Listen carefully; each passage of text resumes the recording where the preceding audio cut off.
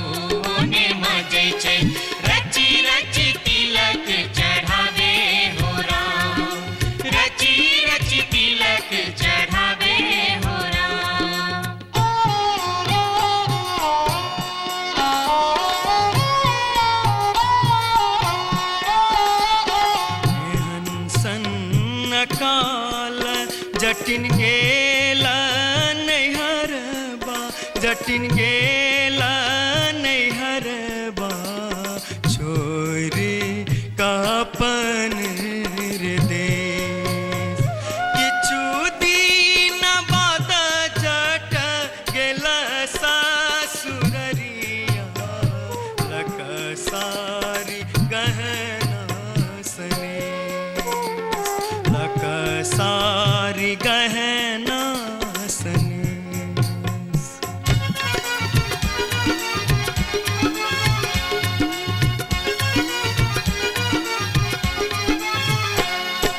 Neura फरलोगे जटिनिया Jimny फरलोगे, Neura फरलोगे जटिनिया Jimny फरलोगे, तोने जब ही ससुररिया ग्यूरा के बिच दोगे, तोने जब ही ससुररिया ग्यूरा के बिच दोगे।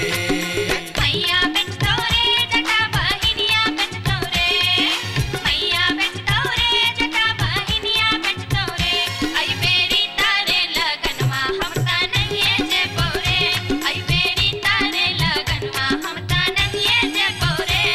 काठमांडू जे बोगे जटिन कलकत्ता जे बोगे, काठमांडू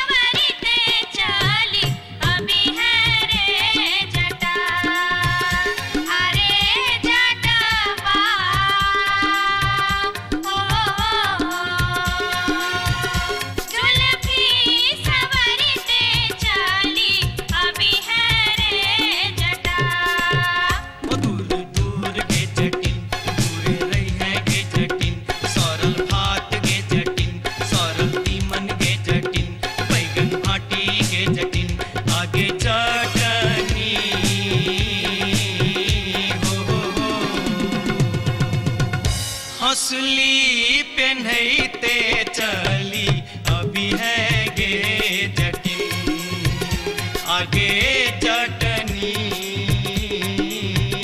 हो हंसली पेन्हते चली अभी है गे जटिन।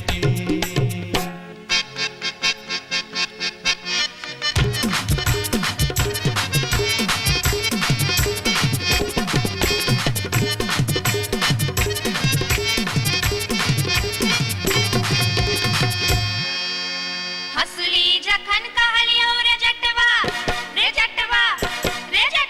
हंसली जखन कहलियो रे जटवा हंसली कियन अनले रे हंसली जखन कहलियो रे जटवा हंसली कियन अनले रे मोरे बाली रे समैया रे जटवा हंसली कियन अनले रे मोरे बाली रे समैया रे जटवा हंसली कियन अनले रे।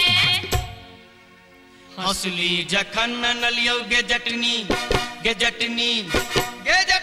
हंसली जखन नलियो गे जटनी पेटी में कधे लेगे हंसली जखन नलियो गे जटनी पेटी में कधे लेगे आई बारी गे समैया गे जटनी हंसली कियन पहन लेगे आई बारी गे समैया गे जटनी हंसली कियन पहन लेगे।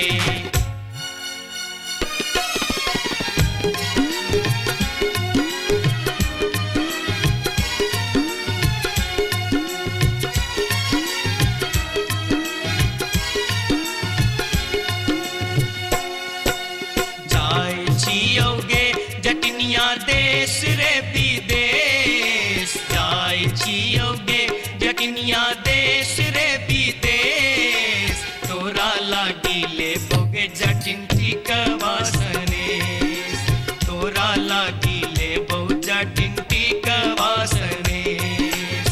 नहीं चाही टीका नथिया नहीं चाही सनेस नहीं चाही टीका नथिया नहीं चाही सनेस नहीं चाही टीका नथिया नहीं चाही सनेस हमरा लागी तो हीर जटवा सब सविशेष हमरा लागी तो हीर जटवा सब सविशेष हमरो लागी तोरा बिनु किछियो ने शेष हमरो लागी तोरा बिनु किछियो ने शेष ओ तो हीरे विशेष तोरा बिनु किछियो ने शेष ओ तो हीरे विशेष तोरा बिनु किछियो ने शेष।